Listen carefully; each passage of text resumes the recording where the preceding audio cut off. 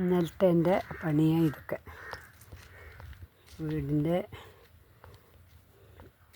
സൈഡിലുണ്ടായിരുന്ന ചെടികളൊക്കെ കൊണ്ടുവന്ന് പഴയ വീടിൻ്റെ മുൻവശത്തെയാണ് കൊണ്ടുവന്ന് വെച്ചു. കാരണം റോഡ് സൈഡാണേ. ഇത് കണ്ടില്ലേ, റോഡ് അടുത്ത ടൗണിലാണ്. ഇനി ഇതൊക്കെ ഞാനിപ്പം ഇന്നലെ മണ്ണ് നിറച്ചിട്ട്, ചട്ടികളിൽ മണ്ണ് നിറച്ചിട്ട് നട്ടതാണ്.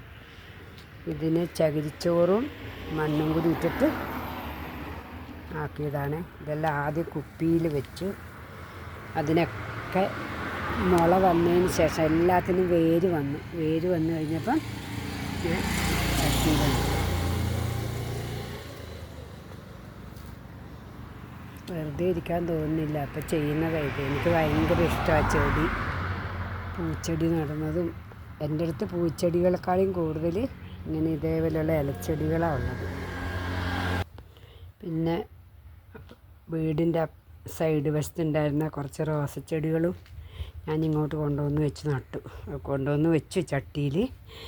കാരണം ഇത് അവിടെ ഇരുന്ന് കഴിഞ്ഞാൽ എല്ലാം നല്ല വെയിലായി ഇപ്പോൾ ഇവിടെ. അപ്പോൾ എല്ലാം വാടിപ്പോവും. അതുകൊണ്ട് ഞാനൊക്കെ ഇവിടെ കൊണ്ടുവന്ന് വെച്ചു.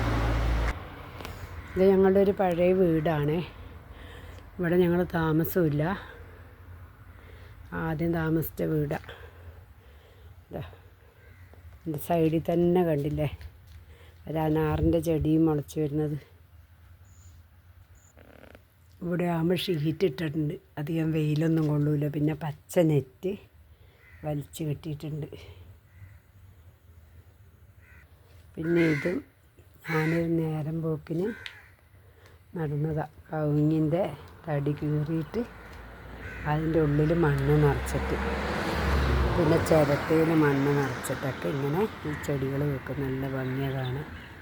നിറച്ചത് പൂ വിരിഞ്ഞ് നിൽക്കുമ്പോൾ നല്ല ഭംഗിയാണ്